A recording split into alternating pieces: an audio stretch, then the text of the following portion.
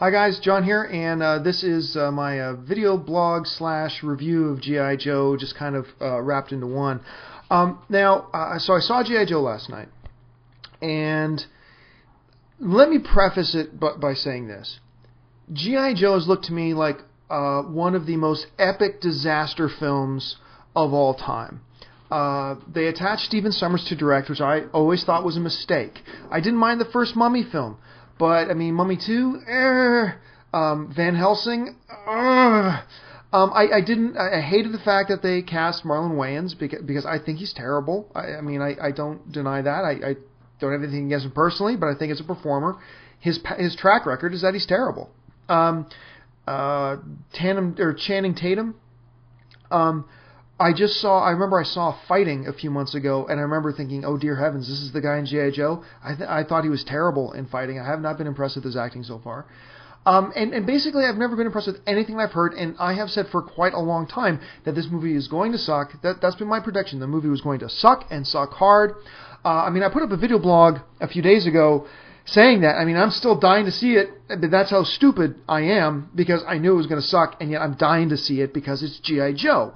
And I love cartoon movies. I love comic book movies. I love movies based on 80s TV shows. I'm just predisposed that way. I am biased that way. I'll get back to that word in a bit. If anything, I was biased to want to like G.I. Joe, but everything I saw, I couldn't shake my head at it. It was just, everything looked bad. The trailers looked bad. The visual effects and the clips that I saw looked horrible. And so I have been saying for quite some time that this movie was going to suck, and suck hard. Now, I went to go see it, and I gotta say this.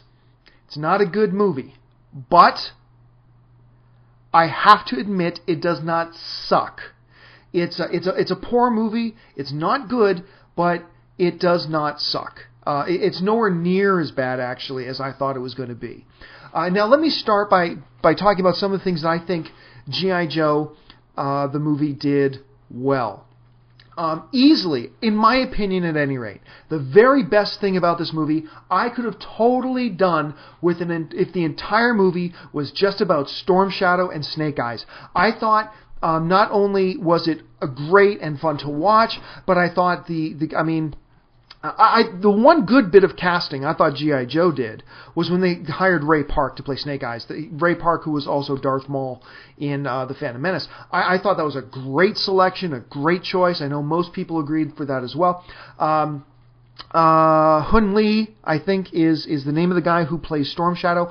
Not only was Storm Shadow cool because of all of his martial arts and things that he did, he was a great character. I thought he performed the role well. I could have just eaten up 2 hours of Snake Eyes and Storm Shadow. Another thing that I'll say that was actually surprisingly good about G.I. Joe is the action is good, but I want to specifically mention the direction in the acting, or the direction in the action. A lot of the action shots there's some like swerving camera and stuff like that here and there, but for the most part, what was really refreshing to see was an action sequence in a big budget movie where the camera just stood still. It would make some cuts and edits, but for the most part, like in that scene in Paris with the cars racing through the street that we've seen 1,000 times, for the most part, they would set up a shot and then hold that shot for a few seconds. And as the audience, we actually got to see all the action that was happening. Yes, it slipped into the whole shaky cam thing now and again, but for the most part, I actually thought the direction in the action sequences was refreshing compared to what we've been seeing for the last few years, and I got to give it its props for that. The action sequences themselves were very grand scale. They were very ambitious. Like I said, I love the Snake Eyes and Storm Shadow action sequences. Now, some of the action sequences I thought were pretty poor. A little bit of a spoiler here, but like the big underwater sea battle thing, I thought that was just kind of lame and cheesy, actually. One of the other things that G.I. Joe does well, especially as a movie based on an 80s cartoon show, is that it incorporated a lot of the nuances of the old cartoon show in a way that I thought was very faithful to the original subject matter. Like the way Dennis Quaid. Okay, look, right now I'm just going to say there are going to be some spoilers in this, but let's face it, G.I. Joe is not a movie you're going to see for the overwhelming plot, okay? So I'm going to give away some spoilers here. But when when Dennis Quaid slips in the line, knowing's half the battle, I mean, they just found good ways to slip in these references to the old G.I. Joe cartoon show that I actually thought was pretty creative and kept it in line. I thought it was pretty good that way.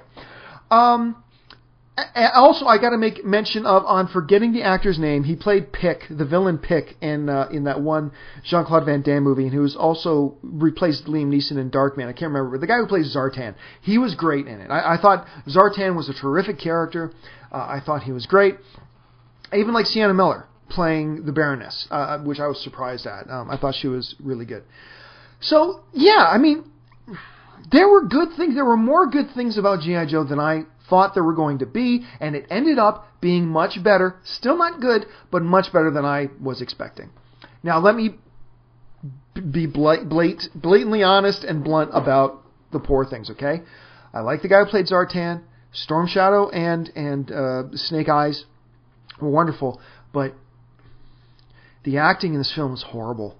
It's really, really bad. And look, before you fire in on me, I understand it's a cartoon-based movie, and, there's supposed to be some cheesiness. I get all that. I really, really... I mean, if anybody gets that, I get it. Remember, I'm the guy who loved the first Transformers movie, for heaven's sakes. The acting in this film is exceptionally horrible. Channing was what I expected he would be. He was terrible. Marlon Wayans, as always, terrible. He was terrible. Even the God-man, Dennis Quaid, who I think can do no wrong. I love Dennis Quaid. I would worship the ground he walked on. Even he was just pulled down to the level of wood in this film, and it was painful to watch. The guy playing Destro, first of all, look at it. The Destro storyline, the movie starts back in the 1600s. It was a totally pointless setup idea. I mean, I see what they were trying to do, but it was totally pointless and stupid. Came across really bad. The guy who played Destro in the film was just way too cheesy for me. Anyway, the plot was laughable. It was really bad. Even most of the supporting characters. I mean, what was the point of having Brendan Fraser cameo? I dig these little cameos in films like this if they serve a point and serve a purpose. But but if they don't, a celebrity cameo can be really distracting. And out of nowhere, Brendan Fraser shows up and just, in my opinion, distracts. I mean, it was silly, it was dumb, it distracted from the whole thing. Many of the action sequences I said were very good, and they are, and well directed and stuff like that. But some of the action sequences just felt kind of silly. And I know other people mentioned this when the trailer came out, but the whole shot of the two G.I. Joes running down in their halo. Why the G.I. Joes are wearing halo armor, I have no idea. But running down the streets and dodging and jumping and running around, dodging the missiles coming at them was a complete rip-off of the shot. This exact same shot from Transformers. But at any rate, the film is not good. And I understand, remember, I'm the guy who loved the first Transformers. I understand good, cheesy fun. But look, I like sugar in stuff. But if you add too much lemon to a sugar recipe, it can ruin the sugar. And there's some great sugar in G.I. Joe, but there's also a lot of nasty, bitter lemon that's then squeezed all over it that hinders and kind of, I'm not going to say contradicts, but basically cancels out a lot of the sweet stuff. Now, that's just my opinion on the film. Like I said, pleasantly surprised. It was not as bad as I thought it was going to be. I thought it was worth seeing, and maybe you will too. The reviews for this film are dropping like a stone in water, but there you go. So that's my honest opinion of G.I. Joe. Chime in on the comment section. What did you think of G.I. Joe? If you saw it, do you agree with my opinion of it? Do you disagree? And if you disagree, why do you disagree? What points would you like to raise about it? Anyway, that's my thoughts on G.I. Joe. For the Movie Blog, I'm John Campea.